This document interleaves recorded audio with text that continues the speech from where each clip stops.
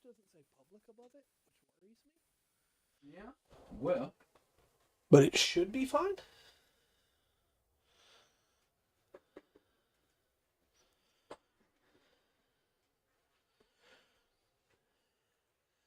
Emphasis on should be. There it goes. Now it says we're streaming on both. All right. All right. Where is my notification on YouTube?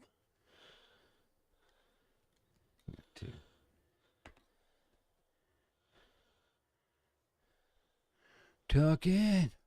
I'm trying to check the audio. Maybe all right. Maybe all right. It's jumping up good on the meter. So. Okay, I can hear you well enough. All right, can you hear you well enough? That's the question.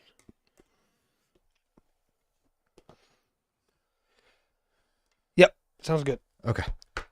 That Weird delay makes delay. it fun. Weird. Yes. My earbud just went, hey, we're going to die soon. It's like, that's fine. I'm taking you off now. Right. I need you no longer. Cast it into the fire. Yeah, it's being weird for me on Twitch side, but it has finally pulled up the feed, so hopefully it smooths that out. Everything's going all right? Yeah, it could just be my hotspot acting up on my phone. Oh, okay. All right, let me send out all the notifications. Send them. Send them all. Tell the world.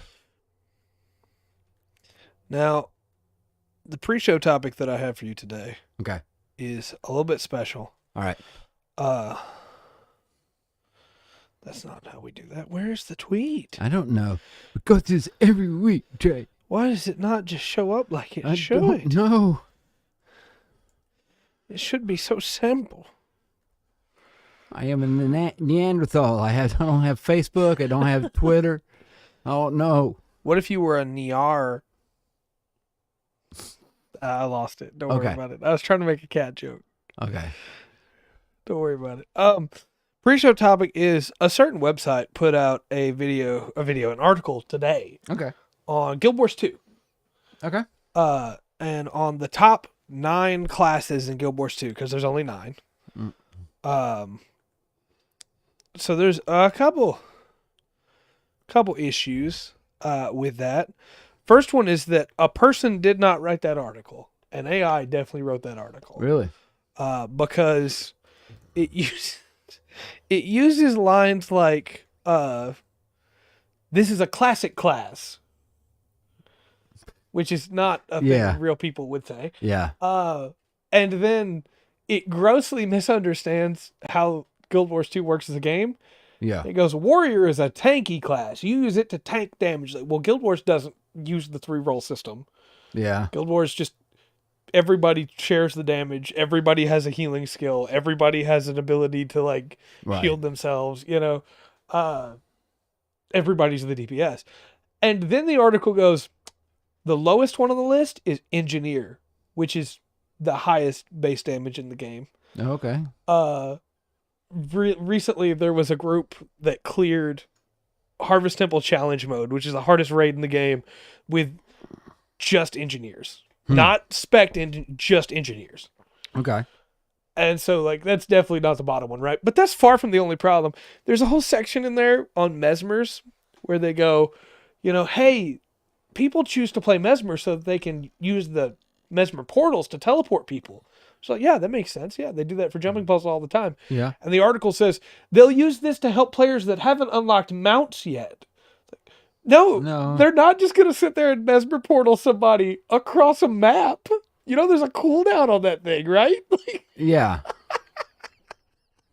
And why I wanted to bring this up is because it was not that long ago that we talked about an AI written article about FF14. Yeah. So my question to you was, because I had a good time laughing at that article earlier. Yeah. What do you think an AI would write as an article for Lotro? Oh God, I have no idea. No idea. What threw me out. Okay, when you talk about that right off the bat, right now, I had no Guild Wars 2 experience. I got EverQuest, a little bit of EverQuest 2, right? And Lord of the Rings Online. through that. But when you ask that question, if like you're asking the best classes, like, well, okay, are you talking solo or are you talking group? Right. 'Cause that's a big thing. Yes. Because like I don't know how. For example, for anybody who knows anything about Lotro, and they may just shoot me in the face for it, the like the minstrel class, Yeah. I'm not going to put that as a top class For solo. for solo. Right. But if you're a minstrel, you're gonna get the raid group. Yeah. You know, if you're willing to go. It's like, hey, I can keep everybody alive. Okay. Please come with us. Yeah. We Come with us if we want to live. right. We are the Right. droids you're looking for. Yeah. Well, and there's another like wrinkle with it for Guild Wars 2, which is people don't play classes Hello, Roxanne. in that game. They play the elite specializations for the classes, Mm-hmm. which allows each Gundam information, which allows each class to be different, you know? Yeah. So it's not just like, hey, this is the engineer. It's, well, the scrapper is the utility engineer. The holosmith is the damage engineer. Yeah, but see, even so like the only thing I get to compare it to is Lord of the Rings, where you've got options. Yeah, the three different trait lines. Yeah, your trait lines. You're playing a champion, but what kind of champion are you playing? Exactly. You know. I just thought it was really funny, and in my head I was like, yeah, they're gonna have a AI generated article about Lotro next that goes, yeah, the burglar is the best class in the game because it can stealth. I don't know. It's Another one of coming. your Witch from Mercury models? Nice. I have no idea what you're talking. What are we on? What are we watching tonight? What episodes? Double Zeta 19 to 18 to 22? Okay. 21, 23? Okay. How's that math work? Yeah. I don't know. You got the. It's 17. Sorry, it's 17, 18, 19, 20, 21. That's what Okay. we're watching. Okay. Okay. I think I've got the list of episodes up here. Oh my gosh. I can double check that. Yeah, I want to do that real quick. Because all I have to do is see what the last Moon episode was, and we're on the one after that. I don't know. We usually run the this podcast for 1 hour. 'Cause I got Gundam to watch. But I have some stuff to talk about, so we'll see how far it goes. 16, 17, 18, 19, 20. 16, 17, 18, 19, 20, 21. That's what we're on. Okay. Spy X Family season. Okay. Spy Family is Cool. very good. Right on. I read the manga on Weekly Shonen Jump. It's very good. I'm watching a few more episodes of Alice in Borderlands tonight. Nice. Too. I want to watch that tonight. All right. Shall we kick this thing off? Okay. Yeah. Hello and welcome to another exciting episode of the Full Spectrum TTRPG podcast. My name is Trey. Hey, I'm Rungren. Yeah, it's good to be back in the swing of things. Yeah. We got some stuff to talk about tonight. I do. Yeah, I'm really excited for tonight. Originally, the plan for tonight was like, hey, we're each going to cover a system, and we're gonna talk a little bit about that. But the more that both of us dug into our systems, well, hold on. Before the internet went out, yeah, that was like, okay, yeah, we're both gonna do that. yeah, you wound up with 2 weeks to get ready for this. Yeah, and then it became okay. We're gonna do one podcast and one podcast. Yeah. Later. And maybe I'm not covering Mouse Guard. You're right. I've been looking at. I need to do a quick correction, and then I do have a little small bit of news, and then I'll pass it over to you. Okay. The correction is that when I talked about Pathfinder 2E as part of the last big podcast, right? One of the things that I said was that it had a PDF, but you had to pay for it. Mm-hmm. That is still true, but there is a website called Archives of Nethys that Paizo specifically shouts out all the time and provides links to, that has the core rulebook, the Game Master's Guide, all the class information. Everything is available completely for free on there. You just can't read it in book format. It's all in a listing instead. So like you'll have Ancestries as one section, Animal Companions as one section, and you have to go that way. So it's a digital compendium? Yeah. Okay. And it's all available online for free. So. Okay, I got to jump back to a question. I'm watching the live action. I'll definitely be talking about it Tuesday. for sure. Very nice. And that says everything. It takes a few months usually for it to be updated. Makes sense. Are they? Do they? Is it up to date as far as Pathfinder 2 goes, or is it like Pathfinder going, hey, this is kind of, was like not necessarily last generation, right? But this stuff that hasn't been changed. Yeah, it could be. I don't know. Legal PDFs from when the book was bought. Yeah. I mean, I would not say no to that. Nice. I also wanted to mention, as a little bit of news here, Paizo put out a thing today going, hey, thanks for all the support over the last couple days. We have months worth of offers. This 8-month supply of the Pathfinder core books has sold out in 2 weeks. So there is going to be a delay on getting core rulebooks out. They are considering doing a PDF that would be cheaper for people to make up for, hey, it's going to be a while before this comes out. Yeah. Again, before they're more available, because the physical stock is completely sold out, but you can still get the digital versions on the PDFs. Okay. Yeah, that kind of answered my question a little bit. It's still a lot closer than most companies would do it. You just wait a few months and you can get the PDF. Right. And we'll tell you where to get the PDF. Yeah. Oh, wow. So, okay. I will just put it this way. I have really been enjoying what I've looked into with Pathfinder 2e so far. And I've looked more into it than I have Mouse Guard since digging into it. Okay. Because I love it is 3.5. Yes. It's got reflex saves. It's got fortitude saves. I feel like I'm coming home in a lot of ways. Well, okay. Yeah. So. Well, maybe so. But look. Yeah, we get like... That makes sense. Okay, nice. There are 820 feats in the core rulebook on the Archives of Nethys. That's the core rulebook. Yeah. 820 feats. Nice. Okay, so look, I want you to understand. Yeah, that's all I have. You're good. It's yours from now on. I want you to understand. You owe us a Mouse Guard. I love Redwall. I still want to cover Mouse Guard on the channel. Okay. I still have done my research on Mouse Guard. Okay. I have just done more research on Pathfinder 2e. And I did pick up, I feel like we should probably mention this in case there are people that are interested in it. There was a Humble Bundle for Vyson and Forbidden Lands. So I got those on a really good deal. So I do have the Vyson PDFs and the Forbidden Land PDFs. And those might find their way to your inbox somehow. But those two systems look really cool too. So we have a lot of systems to talk about over the next series of months. Yeah, there's been, like I said, that was the one I said this will be the silver lining of this. And it really seems like it. I've heard about more. I haven't heard about this many systems since the 90s. Yeah, I had no idea. I've even seen one video that was... hey, want to get away from D&D? Play GURPS. Yeah. I'm like, GURPS? Really? Yeah. Generic, universal. People still played GURPS. Yeah. generic, universal role-playing system. Yeah. All that. Hey, I would not complain about that as well. For sure. All right. Sweet. Let me pull the chat up down here because my eyes aren't good without my glasses on.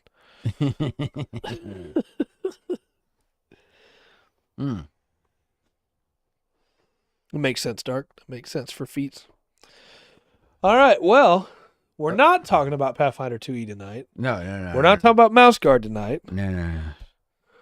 I mean, I'll sit back if you want to keep going on that, but I got some stuff here. We will talk about those. I actually would love to do a full episode just talking about the classes in Pathfinder 2e because there are some really cool ideas there. I don't know how they're utilized yet. I don't know how well utilized, I mean.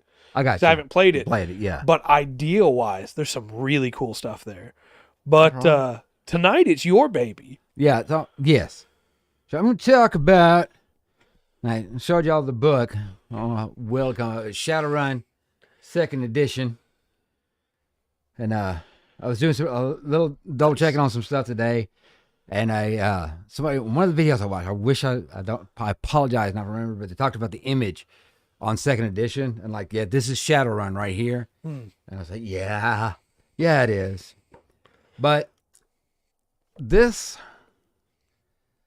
think this came out in 94, I believe. I was nodding to chat. Please continue. Okay. Out in 94. The original first edition was 89. Yeah. And I don't think the differences between first edition and second edition are going to be that important. Right. But I didn't go over that. I know a couple, but Should we specify real quick? We're not, I believe 7th edition is the current edition? 6th edition. 6th edition. We're not jumping straight to the newest edition. First off, because this is a system that Rungren has played before. Yeah. So it's one that he knows. It's also the one he has the book for. Right. And my understanding is that the editions aren't all that different from each other. They just change out some rules. Yeah. And the newer editions have some more stuff. Yeah, well, the story keeps going. Right. Like the first edition was set in 2050. There's a couple of things in here, so you're at 2053. Then it goes to, I believe, 2060, 2070. And it's getting pretty close to the year 3000. Very nice. But I don't know. I don't know too much about the newer editions. But I had this book the longest time. I lost it. And I got this back a few years ago. I want to say I found it used on Amazon for like $3.85 or something like that. It wasn't much. Now, I haven't been able to find one for under $20 Yeah. in the past couple of weeks. Yeah. But the consensus among folks I'm watching who play Shadowrun through different editions, there's a couple groups that stick to 5 or whatever. But this is definitely a beloved edition. So Yeah. but because the storyline goes from the late 90s up to 2053 because it goes up after that, we're kind of living in some of the history of this. So we're kind of playing it like, yeah, this is Earth too, sort of just a parallel dimension, and there's some stuff here that happens here. So I want to try to build the world. It is 80s cyberpunk. Yeah. Is kind of like the idea. I don't know, without all the flying cars, the Fifth Element might work for the group of it, but it's kind of weird. But I've got the kind of history. I went through all of it, and actually that's one thing I want to shout out this book for. This book has lore, characters. It's pretty thick. Yeah. And I'm going back over it and relearning. It's been a long time since I played it. Going back over relearning it, and the details in it. We're actually running with 2 sessions. Yeah. 2 sessions in. Yeah, we run First was session 0 with a little bit of combat. Yeah, get through it, and then so we've done two basically 2 sessions. So we're getting it. I think we got kind of combat idealized, and there's some other stuff we're looking at. But I want to go through the history. I like it a lot, Chad. And it's a D6 system. It only uses 6s. Mm-hmm. Which I'll point out how we use it in a minute. But I'm trying to go through this kind of quickly. Some of this may not make sense, but it starts. I remember this was 94. Yeah, and it actually kind of fits. That's one thing I like about it. It actually kind of fits in the world in a weird way. it really does. It's kind of spooky. Yeah. So it says in the late 1990s, corporations started arming their security, like heavily arming their security, especially in countries where they were worried about the government nationalizing their company or whatever. So they started building their own little private armies. There was a spark off that kind of happened in North America where there was a trucker strike, and the company had a whole lot of valuable stuff out on the road in the trailers of these trucks. And there was a food riot because food was real short.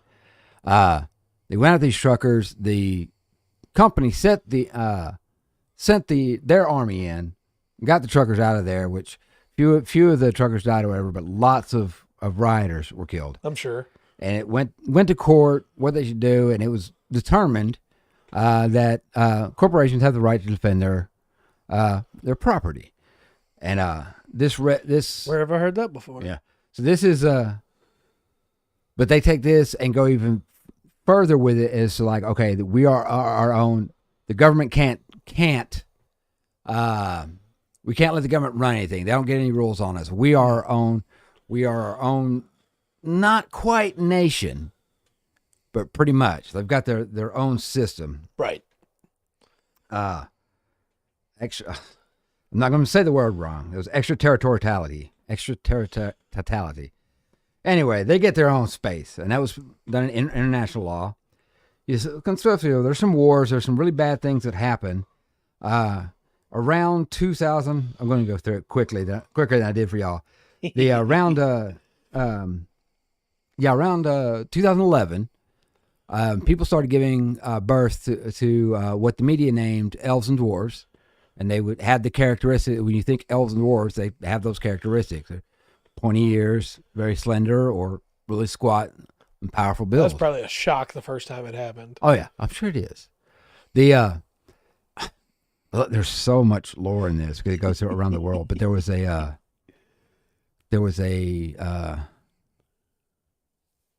because it was the shedding of the human guise. Yeah. Because magic starts returning to the earth. That's Right. a big thing. There was a tribe in Africa that the whole tribe became elves. Nice. I don't remember which one it was, but there's lore for Germany and everywhere. There is that. That started happening. There was a plague, a sickness that started happening as well around the same time. Wiped out a lot of the Earth's population in 2010. There was power plant meltdowns. In 2014, a man by the name of Dan Howling Wolf, Great name. yeah, started getting Great name. figuring out that magic was coming back to the Earth. And when magic came back to the Earth, all these rituals and things that people were doing and kept in tradition for, thousands of years started working and started actually producing the magic. And he basically, what he did is he united the last tribes of the native tribes in the U.S. and did this thing called the Great Ghost Walk, which you go into, which was just a huge ritual spell. One point, they made 4 volcanoes go off. But basically, it ended up with something called the Treaty of Denver, where they got their own nation. And then you have... I bet they did. Yeah. Then what you have, a little bit to the north, and there's some more breakup stuff. You have the... this is a very abbreviated version. But you end up with what's left of Canada after the Great Ghost Dance, and the northern part of the United States becoming the UCAS, United States Canadian something. I can't remember what it is. And Now then you know how I felt when we were trying to talk about 40K lore. Yeah, I know. Like, why is it like this? Yes. Look, I don't have time. Yeah. Keep going into it. Keep going deeper. In the Confederate States, they become the CAS, Confederate American States. Then goblinization happens, and when it first happens, people go through a lot of pain, and their body starts shifting, and they become orcs or trolls. And this is a very traumatic time for the people that go through this change. Most of them ending up in a hospital, being kept on life support through it, and a lot just didn't survive it. Going through it, but that was in a way that kind of almost like completed the magic coming back to Earth, Right? Because by the time you're playing in 2053, that doesn't happen. Nobody goblinizes anymore. People are just born that way. Yes. Yeah. Goblinization is such a cool name Yes. for a horrifying thing. Yes. Okay. So that was in 2021 when goblinization started. 2022. Last year. No, 2024. Next Excuse me. Yeah, next year. Yeah. SimSense gets invented. And what SimSense is basically you have a little spot in your head, you plug in a chip, and, that's how you get your entertainment.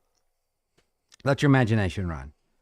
There's a bad internet crash in 2029, and they set up what's called the Matrix, which is the internet, but it's also kind of visual because you actually enter the Matrix, go into it, and you interact with the world to interact with programs and files and stuff, and you can hack them through that. Mr. Anderson. He said that guy starred in Lord of the Rings and the Matrix at the same time. It's like, who's his agent, dude? I was cracking. You know what I hate about hobbits, Mr. Anderson? It's their furry little feet. Yep. All right. Oh, God. So we've got like the United States split up into 3 places. There's a treaty of Denver, Seattle area with a big port it's got ends up kind of being, it is still part of the UCAS.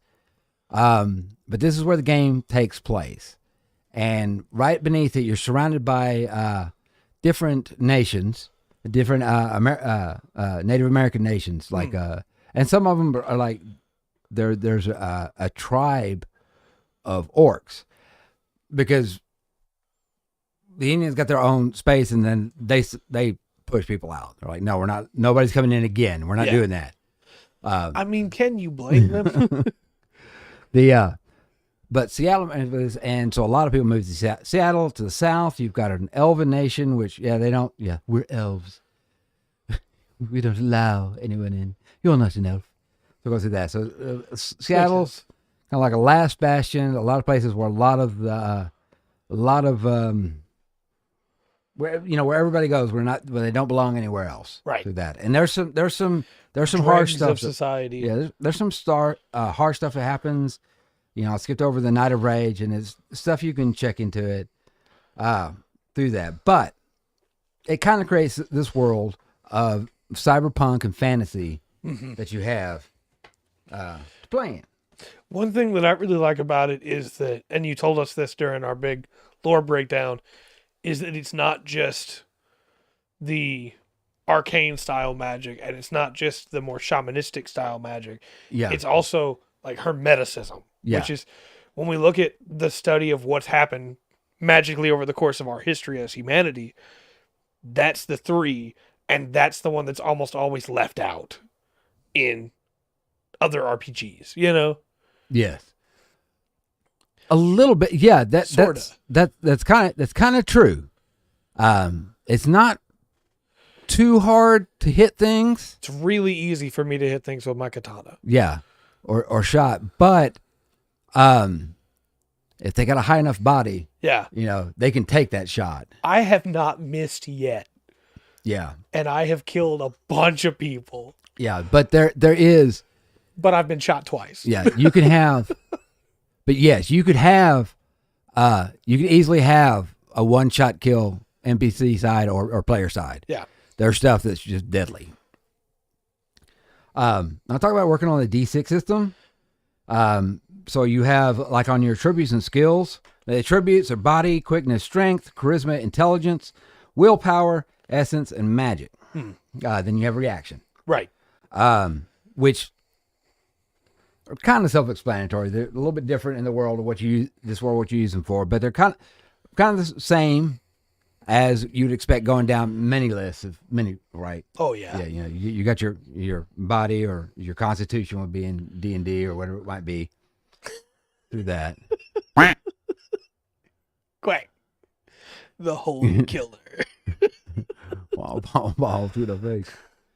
But this character's not holy. This character's unless he goes in front of a Vindicator minigun. Yeah, that's right. That's right. But your stats for I'm going to stick with average human, because if you're a metahuman, then you have modifiers. Yeah. So quite a few different things, but your stats are going to run 1 through 6.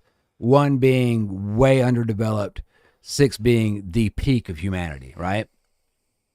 He doesn't think he's a dragon. He knows he's a dragon. He's not a dragon, but he just knows he is. Yeah, just wait till he meets the other guy. Yeah. So you'll have a stat of 1 through 6 on these, and you'll buy. There's no dice rolling in character creation, but if you have a 5 on body and you need to make a body roll because you've been punched or shot, something like that, then you have 5 die to roll. You have 5 6-sided dice. Now, with that 6-sided dice, you do not care about the total of those dice. Right. You're just worried about what's on each individual dice, because you're going to have a target number. A lot of times, 4 is a target number. So anything 4, 5, and 6 counts as a success. Right. Anything below that doesn't. Now, it's got the rule of 6, where I can, as a game master, I can give a target number that's higher than 6. But if you roll a 6, you pick it up, remember that 6, roll it again, and add those two numbers together. So you could have the highest target number in the world, still get a success as long as you keep rolling 6s. It's pretty cool every time it happens. Yeah. Now damage is different. There's not hit points. You have two rows of 10 blocks at a time. See, Twitch tells me I have an ad in 40 seconds that's going to start. I was about to give you the warning. Right. She might have been going off Nightbot. She might have been. Right. But it's stun and physical. And if you fill up 10 boxes in stun, you're knocked out. Yeah. You fill up 10 boxes in physical, you're dead. Right. And you don't ever get any more than 10 boxes. You know, if you've been playing for a long time, you're going to have those 10 boxes. If you just make a character, you're going to have those 10 boxes on each thing.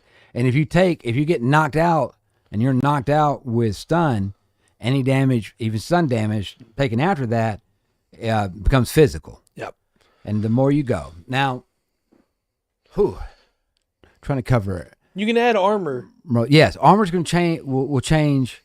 Will change things. But the base idea of damage, and I'm going to stick with physical, is damage is, they call it staging. Right. So you can do light damage, you can do moderate damage, you can do serious damage, and you can do deadly damage. And it'll say, so you'll have LMSD, right? Yep. You're going to do one of those. And to kind of give a little perspective of that, light damage, if you take light damage, you fill in 1 box. If you take moderate damage, you fill in 3 boxes. Serious damage, you fill in 6. And if you take deadly damage, then you fill in all 10. The ad has started. All right. We have 20 seconds left on the ad. All right.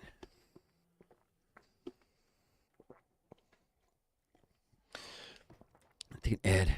I think you're doing a great job breaking it down so far. Thank you. I slip up and forget something, but it'll be all right. hopefully somebody knows the game better than I did. Can, like, you know, actually me in the comments. Right. Be like, look, going through that. Do corrections like I did at the start of this one. I got this wrong last week. Yes. All right, ad is done. Okay. So, and damage is cumulative. So if you take a moderate wound, you fill in 3 boxes. You take another moderate wound, you fill in 3 more boxes. Now you have a serious wound. Mm-hmm. And of course, there's negatives for how wounded you are on different things. It'd be harder to do things. Now, you can a little bit, but you may not want to. If you look at somebody you're fighting, let's say you're a player, and you look and you get a chance and you can tell that they're just using a light pistol. Right. Moderate, severe stuff. The medical stuff is always, well, I think they keep it pretty simple, and it kind of keeps it on a even playing field. I don't know if I would like it outside of the D6 system, though. Yeah, I think if it wasn't on the D6 system, it'd be rough, because you can offset taking damage quite a bit with, Rungren mentioned earlier, like, you're going to use your body, and then I mentioned you can use armor. Armor gives me another 5 with my body, which I think my body is 7. Yeah. So, like, I get 13. That's not how. No. 12 die. No. Okay, so that we got the stage damage, right? Right. If you roll to hit, you got a firearm skill, and you roll, and you get 4 successes. Yeah. Well, every 2 successes brings up the damage, right? So you go 2. You stage up the damage from light to moderate. Okay. Now, on that pistol, it's going to have a number in front of it. It might be 9L.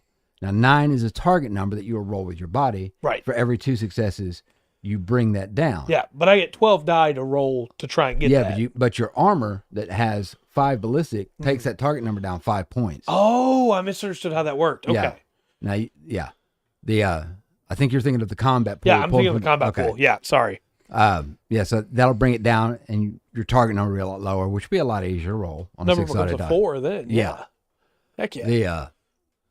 I think the most damage that we've taken so far was to my character, who got 4 blocks of physical damage. Yeah, so 1 over moderate. Yeah. Yeah. Yeah, pretty tough.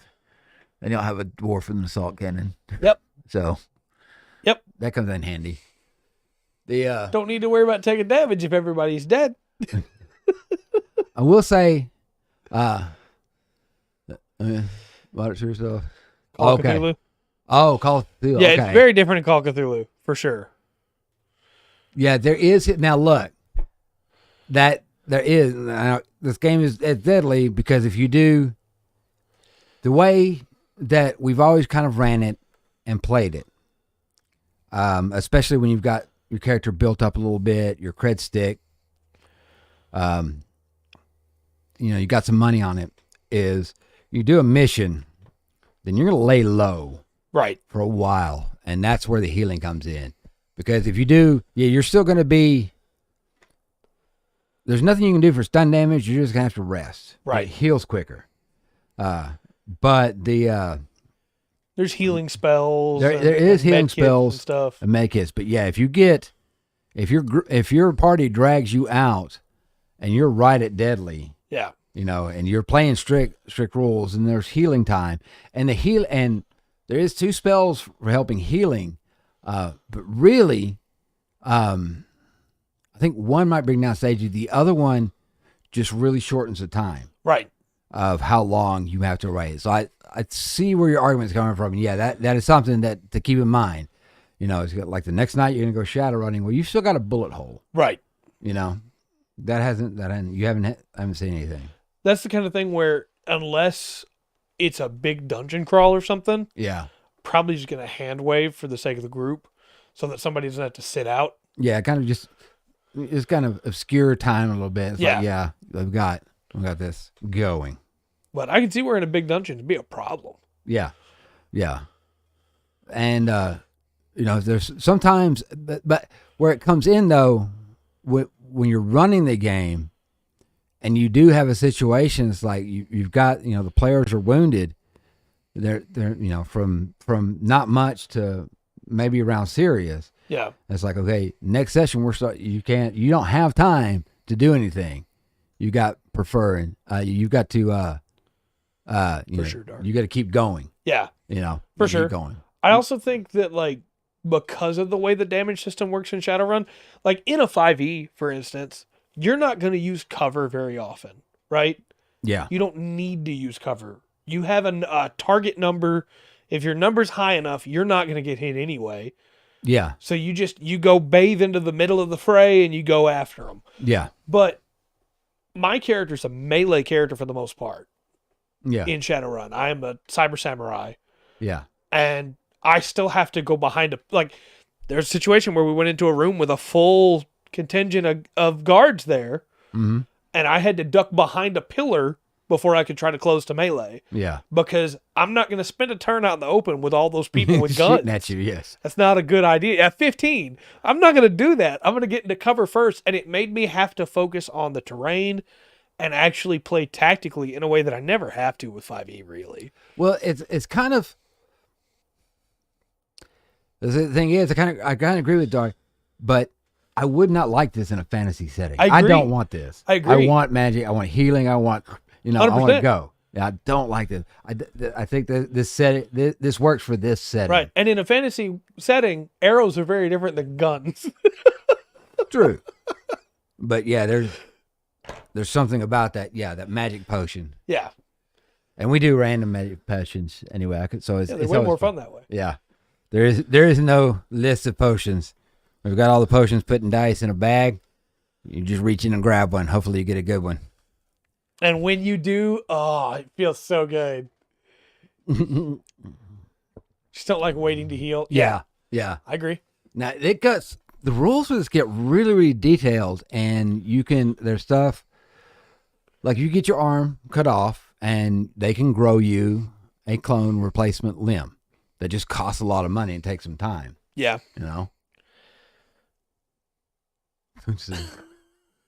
Nice. Very nice. Why not? Okay. Might as well. I don't know where. There's still stuff I'm getting out. I like, because magic is, you don't have spell slots. You can just throw magic. Yeah. You can blast and blast and blast and blast. Yeah. And as long as you can stay awake, because magic gives you stun damage. It wears you out. Yeah. And a lot of times you can shrug it off. And if you got the dice, it's usually not too hard to shrug off. Very nice. I'd be hard pressed to call somebody who knows 10 languages a halfwit.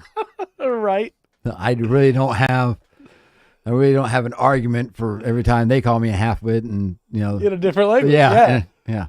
I can call them halfwit once, and then it's repetitive. Yep. They can call me a halfwit 10 times, and dang. Every time it's brand new. So, I like the drain system a lot. I didn't mean to cut you off there. No. I like the drain system a lot because and I don't just mean to compare everything to 5e. I talked to you before the podcast about how that's that's what that's a doing. good standard to come off of. You look at spell slots, we count those as resources, right? Yeah. And then we say that the warriors, a lot of people do at least. We don't, but a lot of people say like fighter, barbarian, they don't have resources. They absolutely do still have resources, but they say those are the resourceless classes, and that's how you balance out the fact that, they're only as good as their spell slots. Well, that's not true most of the time, honestly, for casters anyway. Yeah. They have more things they can do. But in a world where my samurai can pull out a shotgun and annihilate someone in a single shot from a pretty good range. Yeah. A caster needs something more to be able to augment that, and being able to just throw stuff out whenever they want, basically, as long as they can keep up with the drain, it's pretty good. You don't like the drain? I can see why the drain would be annoying. Yeah. I do think it balances out the fact that you can throw a fireball every turn. Yeah. Yeah. Yeah. Not you specifically, but you know what I mean. Also, there's another thing that technically is possible in Shadowrun. Let's say if you're a DM. There's that YouTube lag. If you're a DM, if you're doing Dungeons and Dragons, right, and you've got an assassin waiting for the group, to come out. If you want to kill, this, what a horrible DM, but I see what you're saying, though. But you want to kill one, you're going to have to way over level your assassin. Yeah. And that might be a great setup. It could be. I would probably pull that player to the side before. Yeah. That's like, hey, or when they make the character, hey, just make a character. This guy's not gonna make it, okay? Yeah. So have your backup. That's gonna be your real character. Right. But still, you have to do it fairly. You'd have to really out level the thing. Yeah. But you don't. And there would be no chance for the group to retaliate at that point. They would be completely destroyed by this guy. Because if you can one-shot a player, forgetting all the wizard memes dying from paper cut damage and stuff.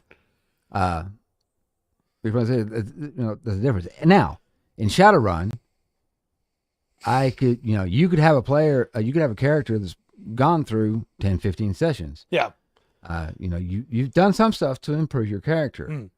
But I have a character that's made that has the skills that sit far off, and let's say has the dice on a sniper rifle. Let's say, your character can step out, and it's feasible that your character can die right there. Yeah, even though you've been doing it much longer. I think the deadliness of it adds to it. I agree. I think it does too.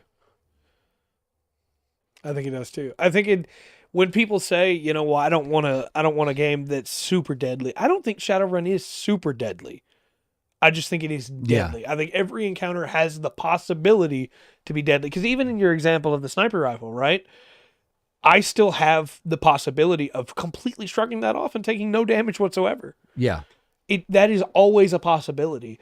And I think, there are ways to make your character better, but I like that the system is balanced around this could be deadly or it could not be deadly at all, and it all depends on the dice. Yeah. I love it when my characters die. Yeah. I'm okay with the deadly in this because the players are usually just as deadly. Yeah. They may only have one thing that they can do, but that one thing, even when they've made that character, that one thing usually causes some problems. Well, like, for problems. instance, in the session we did Sunday, we killed close to 29, 30 guards. Yeah. Somewhere close to that. I think only 2 of us got damaged at all. Yeah. And I got one wound, one Yeah. light wound, Yeah. because I shrugged off the rest of the damage. And that damage could have been deadly if I hadn't been able to shrug off so much. But I was able to shrug off enough. Yeah. See, I would never. I go in Shadowrun with the idea, and I think the players just point to understand now that yeah, somebody with a light pistol with the right shot, you're gonna die. Yeah. You know, you can survive a whole bunch of other stuff. You know, a pistol has a chance to kill you. I couldn't do that in I couldn't do that. I wouldn't do that in D&D. Right. You know, and I don't, it doesn't feel right to do that in D&D. I agree. You're in a. For some reason, I don't know. Maybe I can't put my finger on why it feels. Maybe it's because this is feels more real world. That's what I was about to say. World. I think it's because in D&D you have to try to kill that character. Yeah. You have to specifically be trying. When you say, hey, who is the monster going to target? There are DMs out there that always target the squishiest person. Yeah. That's what that is. That's trying to kill that player or character, not the player. Whereas in Shadowrun, it's just a thing that can always happen. It's got a low chance, but it can always happen. Yeah. And I think that's where, to me, going into it, knowing it can happen, I'm not bothered. Because I made this character knowing that at any time, because guns. Yeah. Because we have, there's a player at the table that I know for sure does not want any, even close to meat grinder D&D. Right. But is okay, but likes this. Yeah. So that's. Yeah, I think like the because setting it's makes it different. I think, and part of that is you put a lot of work into making a character, but you're making, how do I word this right? You're making a character knowing they could die. Yeah. As compared to in 5e, you don't expect your character to die because characters are so strong in 5e. Yeah. To die, you have to have made a mistake. Yeah. Whereas in Shadowrun, you could just die without making a mistake. Yeah. And I think to me, that's the difference. When I make a character knowing that can happen, not because the DM is trying to kill us all, but just because, hey, it can happen. It doesn't bother me. Whereas when I make a character in 5e, I'm the kind of guy that goes, hey, I don't mind if my characters die. Yeah. But I have to be trying to kill my character to die in 5e. Yeah. I mean, the one time that we got close in one of your campaigns, my character had done what is, in anybody else's estimation, I assume, one of the stupidest things ever, which was go off alone to try and listen to what the bad guy and his dragon were saying. In full armor. In full plate armor. And I survived with 1 HP. Like, that was a situation where that character should have died. What do you... Okay. I guess we did have one of Faith's characters died. But again, because of 5e, we were able to just immediately bring her back. Yeah. Yes. Yeah. There's been tears around the table. There has. There's been tears around the table. I thrive on the tragedy. And it's it can. Sometimes it can just be like, that sucks. Yep. But it can also be in a very emotional moment at the table. That's fair. Fair enough. Fair enough. And I mean, that moment when we thought that MacGyver was dying. Like that moment when it's like, hey, the dragon is now breathing fire down the well. Yeah. He is going to die. Everybody at the table was quiet. Yeah. And it was this incredibly powerful moment to me, at least. And granted, it was my character, but where I'm rolling to see if I survive. Yeah. You're rolling to see if I die. Yeah. I rolled high, you rolled low. Yeah. And it could have gone either way. And would people have cried if MacGyver died? Maybe. But yeah, but your backup character was named MacGruber, so I didn't want to. Sure why? Oh, it's like, come on, please live. I appreciate that. That's true. First ever was in the first campaign, which didn't bother you because it was your first. Played a joke, kept trying to get killed after that, never managed it. The thing though is in 5e, characters don't have to stay dead. There are so many tools to bring them back Yeah. that a character death can mean nothing. Oh my gosh. The high, y'all having a high level cleric. And Yep. y'all got up pretty high. I think we went ahead and bumped to 20, right? Yeah, we did. Okay. Yeah, that was just just that level, a life cleric, a true healing cleric. As an old school rule, it's like, no, you can't use sharp. I told him you can use sharp weapons. He didn't. He used hammer. Do that. She got better, but even I think by what is it, 8th level? I'm thinking you can bring people back. They may not be the way they want to be brought back, right? But they can get brought back. And a few levels later, you can bring them back and the way they kind of want to. Yeah. And then a few levels later, it's like you never left. Yeah. You know. Well, even without resurrection, at one point in the campaign with the life cleric, Den dropped to well below half and was getting close to instant death, unconscious on the ground. Yeah. One heal from the life cleric brought him back up to like 30 HP, stabilized, good to go. Yeah. You know, it's so easy not to die in 5e. Yeah. Yeah. You really got to crank it up for meat grinder in that. Mm-hmm. But that fits, to me, that fits that setting. I agree. It's fantasy. You know, there's a lot of magic. There's a lot of tools, you know. Nolan in Pathfinder 2e. To bring her back. Yeah. Oh, okay. Yeah, see? But they could still come back. Yeah. That's cool. That's cool. That for me, that definitely fits a fantasy setting. I'm going to go through that. And that's one thing, too. We talk about it often. Every session should have a session 0. If you're not comfortable with your character dying, the DM needs to know that, not so that he pulls his punches, but so that instead of your character dying, your character can retire. Well, not only that, that kind of helps you. That'll also help. They'll help your who's running the game. Okay, what the monsters do I throw at them? Yeah. And do I need to nerf? Do I need to keep them the same? Do I need to bump them up? Yeah. A little bit, Whereas for me, kill my character. Yes. Yes. Kill him. Where you see what happens. But I also, there's a weird meta part of this, which is that I always have more characters I want to play. We have played 2 sessions of Shadowrun, and I already have a character I want to play in my mind. I have an orc that is just waiting in the wings.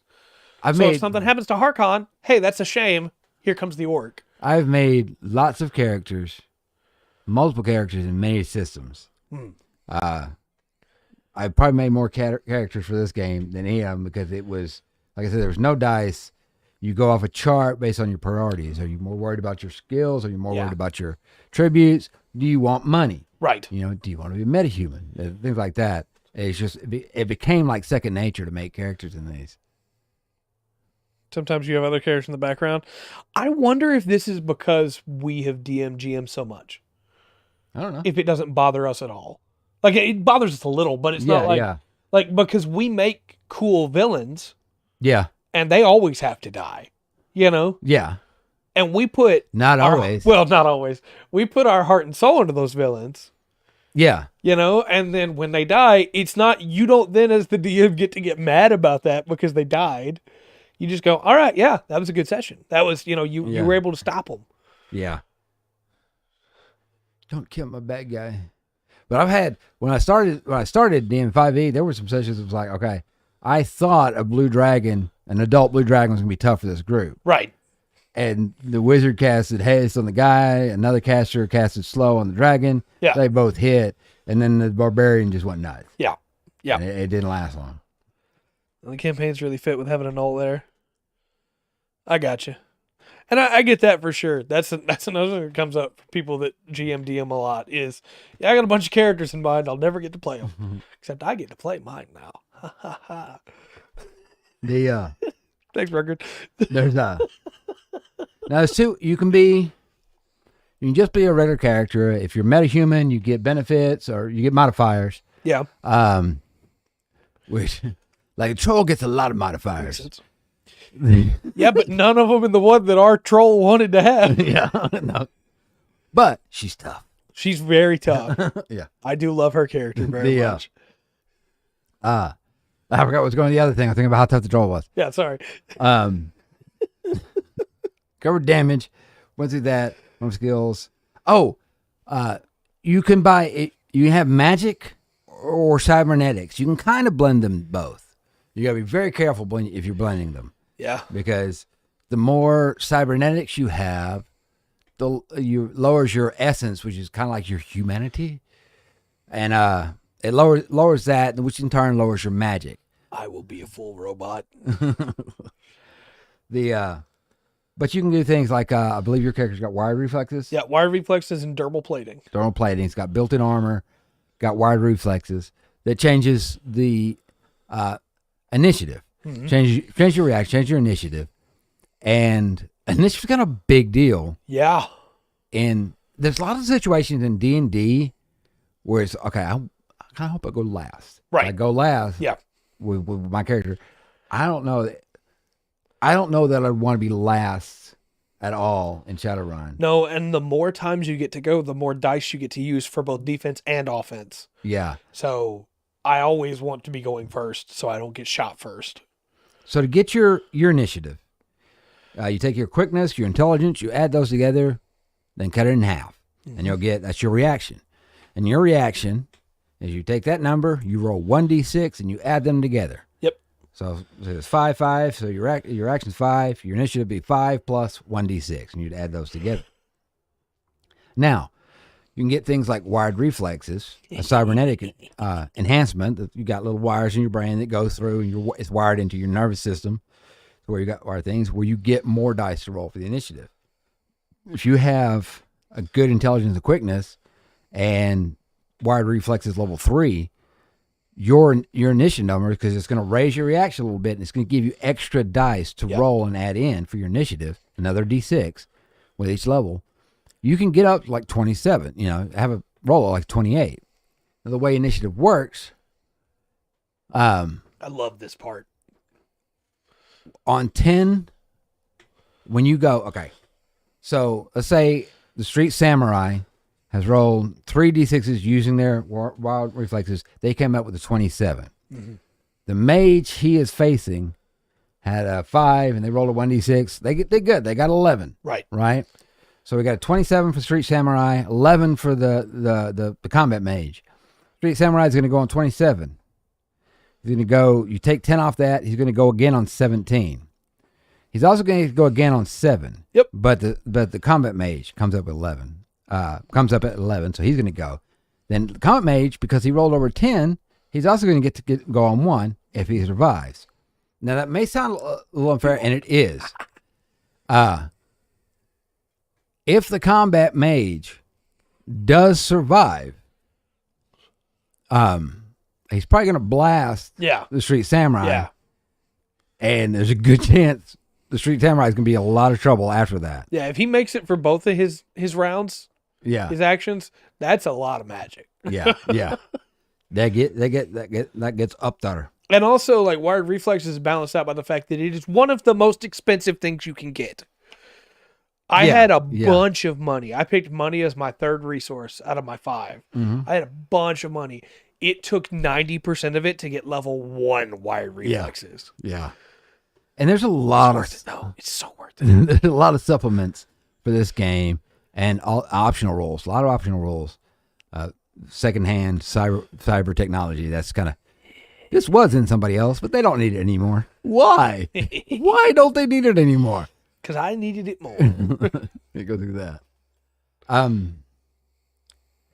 The other thing I point, there's not experience points really for Shadowrun.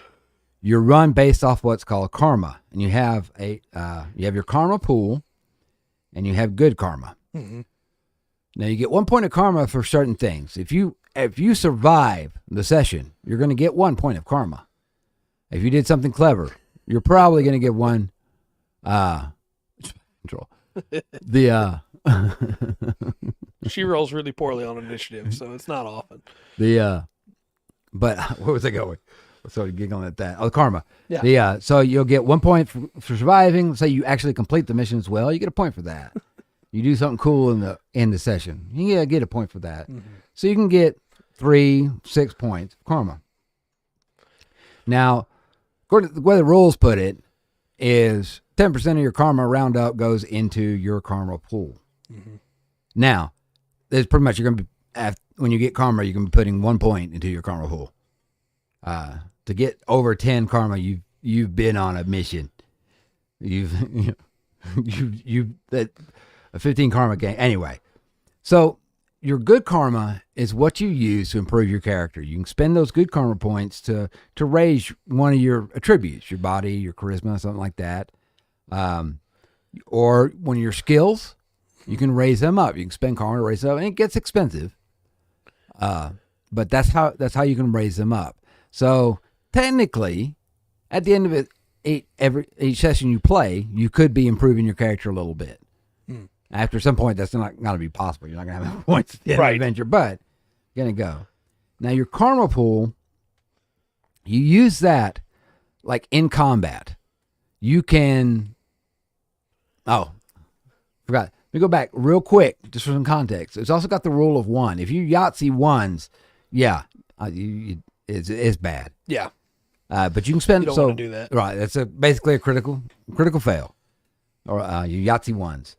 So you could spend a point out of your karma pool to avoid that. Make it not unavoidable, but not as bad. Right. You can spend a karma point like to buy some more dice to roll. Let's say you've taken a bad shot for your body and you want some more points to put into your body or some more dice to roll for your resistance to the damage. You could buy dice out of the karma pool. Yeah.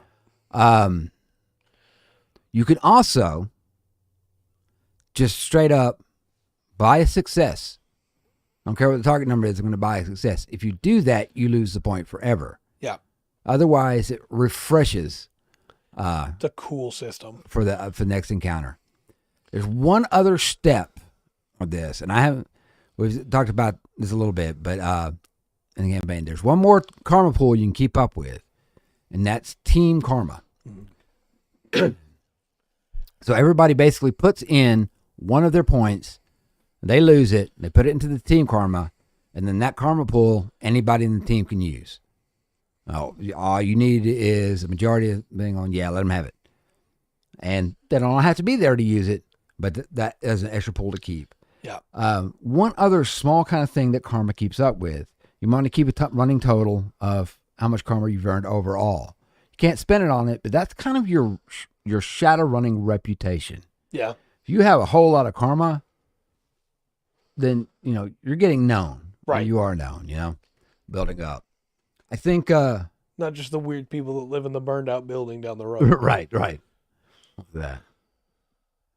I keep thinking of an instance, but I can't, for some reason, from playing in high school, there was an analogy of this guy that played, and he played the same character forever. And he was a shaman, he's doing pretty good. Context, you call a spirit, there's a whole thing you got to do. It's charisma based. You usually can get them for force 1 through 5. That's going to be how strong they are. Good shamans can get them at 10. Ooh. Right, they can get them at level 10. Now, that's not going to mean a whole lot. But, as I said, you can spend a karma point to buy a success. We got trapped. We got trapped by Lone Star, who's the police force over Seattle. Try to keep law and order by shooting. Sounds about right. Yeah. And like I said, he played this character for a long time. We played lots of sessions. Never bothered to spend a point of karma. He had 240 karma. Whoa. And he was like, I'm going to spend it all and buy it. So I don't even know how. Basically, the guy that was running the game went, you're going to call a 240 force spirit. Or I said, it's usually like my 5. You got a pretty stout spirit. Yeah. He's like, I'm just going to spend it all and get all the successes. And the end was like, all right, well, y'all get out of there. Yeah. No point rolling at that point. Yeah. Y'all get out of there. Nice. You'll make it. Nice. Through that. One thing I like about Shadowrun World is references from the day you can use in it. The other characters may not get it because it's old, right? But it's there. Yeah. Like in this universe, I picture that. Back in the day, there was this TV show called Friends. It got big for a while. Yeah. Kind of weird to me now. I have already jumped on doing that. I've made 2 references to Dragon Ball Z so far. Yeah. And my character is going to keep referencing older anime. Yeah. Because why wouldn't he? There's so many avenues for like. I think one of them that I did was my character cut his way through a door, and as he walked through it, went dragon, dragon, rock the dragon, dragon, ball, sea. Yes. Like, yeah, of course, that guy listened to the Bruce Falconer version of Dragon Ball Z. You know what I mean? Like, there's so much you can do with that. Like you said, this is older, but it would have been classic in that world too. The only Simpsons my character ever had was Willow. It's like, okay. I understand, Dark. We're going to be wrapping up pretty soon, too, anyway. Enjoy your podcast. Oh. All right. Yeah. Big ever. Appreciate you. Yeah. Oh, gosh. We've been going for... I told you I didn't know exactly how long we were going through that. There's a lot. There's so much. Because there's another layer of rules. Once you kind of get... Okay, we've got these general rules down. Right. So we've got combat down. We got it down. Okay, well, there's... really kind of all this stuff you can do with combat. Right. There's free actions. You get two simple actions, complex actions. There's a lot of ways to play it. Do you think it would be worth tackling Shadowrun Second Edition again next week? I don't know. So that we have time enough to talk about everything? I don't know that I could cover everything, really, or that I do a good job of trying to cover everything. We could always come back to it later, too, after we've had some more time playing it. I understand. Cover more of the intricacies then. Yeah. Maybe. I don't know. We're gonna keep playing it. I'm gonna keep going on the rules because they haven't gotten to the driving any rules. There's a whole set of rules for driving. I'm so stoked for that. I have a car. And a whole set of rules for going into the Matrix and stuff. And I haven't even. My wife has a bike without the skills to use it. Yeah. But hey, she puts along. It's all right. Yeah. I did want to mention before we close, we talked about the Humble Bundles and stuff. There is one going on right now. It's going on for the next 15 days for RPG Worlds by Kobold Press. Okay. I have never heard of any of these systems before, and I covered like 40 systems 2 weeks ago. Yeah. So I don't know if this is something we're going to look into or not, but I wanted to at least mention it. Fair enough. Because I know that a lot of people are looking to try and get some different systems. But there's stuff here like Southlands, Castle and Crusades, Phylactery, Old School Essentials, Rocket Age. I've never heard of any of these, but I wanted to, like I said, at least mention it. Yeah. I don't know. Yeah, they don't sound familiar. But there's so much out there. Yep. Some systems very complex, some very simple. I'll do some digging and see if any of these are something we might want to play with. There's only one that caught my eye, which is Tall Tales, which is the Western setting. Oh my God, yeah. And I know that one. That's the only one that I know of. Yeah. But I could maybe find that PDF though on its own. But we'll see. I'll do some digging. Okay.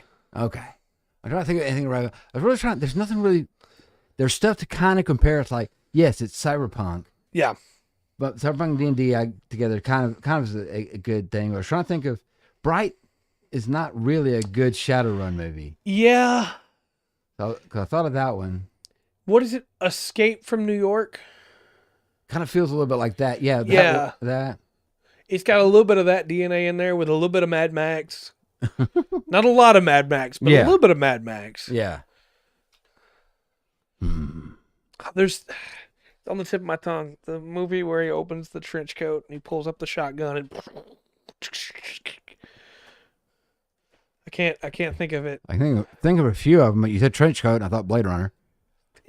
I'm not thinking of Blade Runner, but I see why you got there. Yeah. And there is a little bit of Blade Runner in Shadowrun. Yeah. There's a little bit of that in there. Yeah. So. That was a coffee machine. What was that? No, I like Shadowrun a lot. I'm excited to play more of it, and I'm really enjoying it. Yeah. And there's, like I said, they're in 6th edition. We're going back to it, an old edition. We're in 2nd edition. And there's lots of the supplements and adventures and things for Shadowrun. I've got the original book, and I've got the Street Samurai catalog, which is just equipment. Well, that's one thing about Shadowrun. For me, it has I enjoy shopping in Shadowrun, Yeah. especially when making a character. Yeah. You get to go through so much stuff. I agree.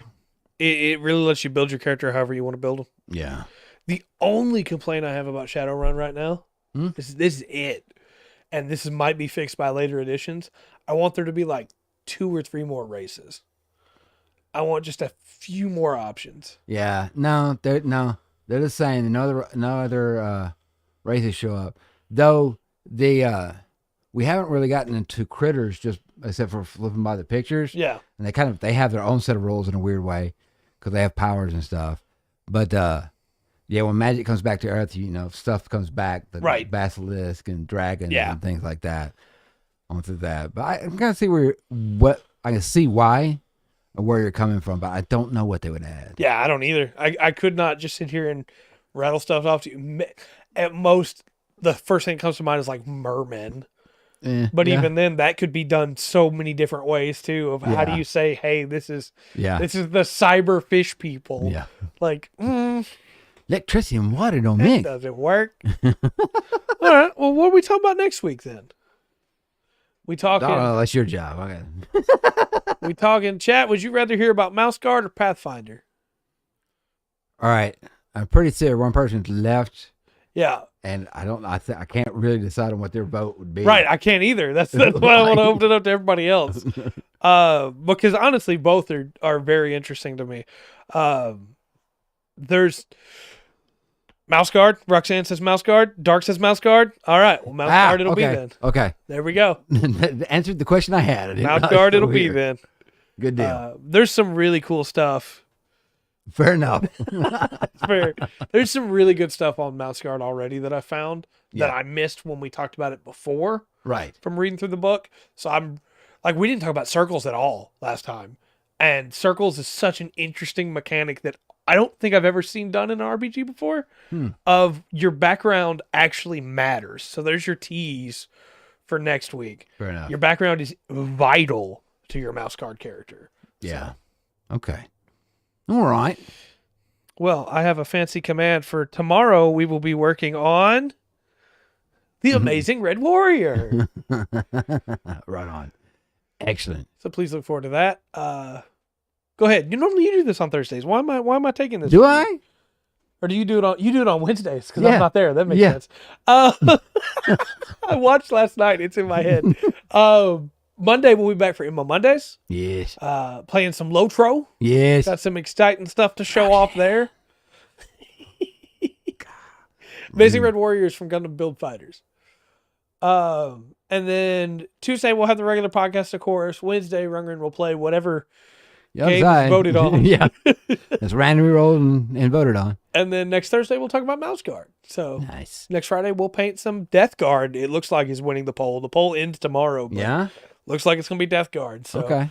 get ready for some Papa Nurgle.